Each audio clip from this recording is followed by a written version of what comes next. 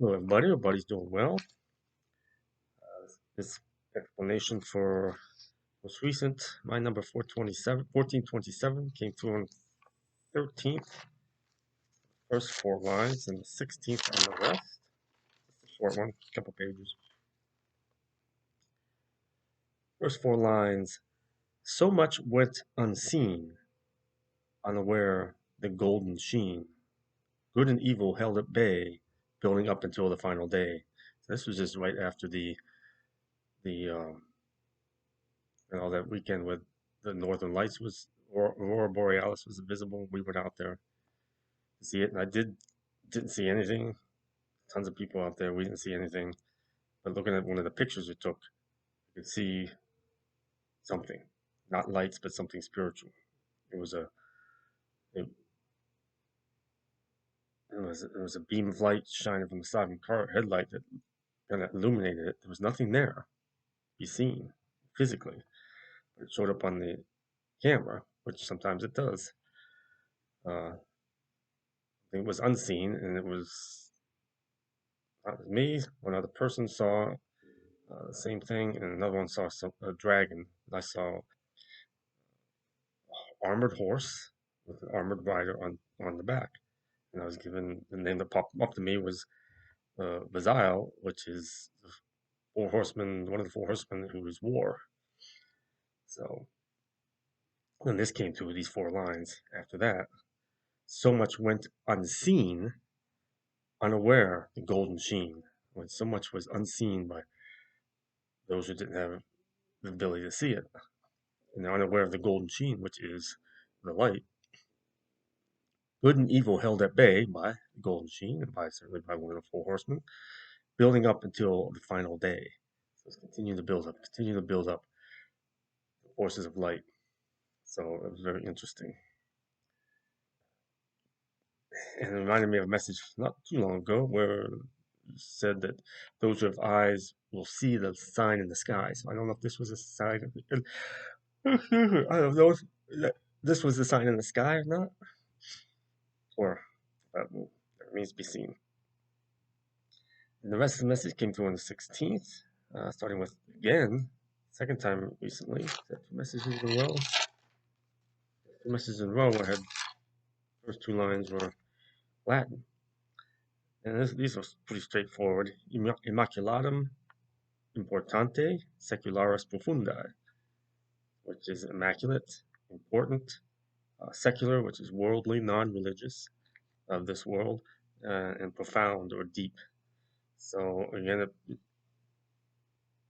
prefaces the message itself. So explaining what the message kind of necessarily was about or its importance. So it's immaculate. Immaculate speaks for itself. Important. It's an immaculate, important message. Is worldly, has to do with the world, and is profound, but very deep, important meaning, or serious meaning, not superficial. And then the message itself goes on. That which is said remains to this day. So that which was said throughout time, God, through various means, remains to this day. Nothing of darkness shall block the way. Psalm 1, Psalm 19, 1 through 4. Constant communication from the Lord, from the light. Darkness can't stop it. They who build of glass and stone preach the words he does not condone. And this is kind of relating partly in this message to planning on building this big Mormon temple here on the edge of the valley, blocking the view of many people. Politicians pushed it through rezoning and allowing it in an area where it shouldn't be allowed. So politicians were paid off through contributions, donations, uh, pass it through, and no matter what the people are trying to do to stop it, it's probably going to happen because Mormon Church, which where they're putting it, right next to mountains, which is a sacred mountain to Native Americans back in time, and there's a park right there where souls that gather for me to help get to the light, they gather there, so it's a safe haven, sanctuary. But they're protected, and those in the mountains are protected. But it's being built right there, close by, blocking the view to the valley where many lost souls are. So who may be seeing the light, which may be drawn to the sanctuary, the safe haven, now it's going to be blocked by this big, massive 225-foot spire, well lit, gold top Mormon church, all lit up, bright lights, painted white, and it's evil, trying to obstruct them by presenting this false light, which we were warned about. Remember, we were warned that false prophets warned, or the devil can appear as an angel of light. So this is what the information I've been given through Spirit. So I asked, prayed, and says, Lord, if it's really you putting that there, great. It happened. If it's not, put a stop to it. It's going through. So okay, Lord, that's what you want. And then I was just told that it's man's free will. You're not interfering with that. We've got enough chances to make a right decision. People aren't making the right decision, aren't following the right thing. That's on them. So all these people are going there on that path, not just that religion, so many other religions. Remember, religion is man-made. God did not create religion. That's something man did. I follow God. You follow God, God alone, not through something else. Follow him one-on-one. That's why he tore the veil over the Holy of Holies when Jesus passed away. Took out the middleman. One-on-one. That's how you communicate and worship God. So that which is said remains to this day, nothing of darkness shall block the way. They who build of glass and stone, any kind of building, purported to be about God, he exists everywhere, not in a building. He's in here, the true temple. They who build of glass and stone preach the words he does not condone. They teach lies. They preach lies. Seek to dissuade those who are lost in spirit, those in the valley, those in physical form yet.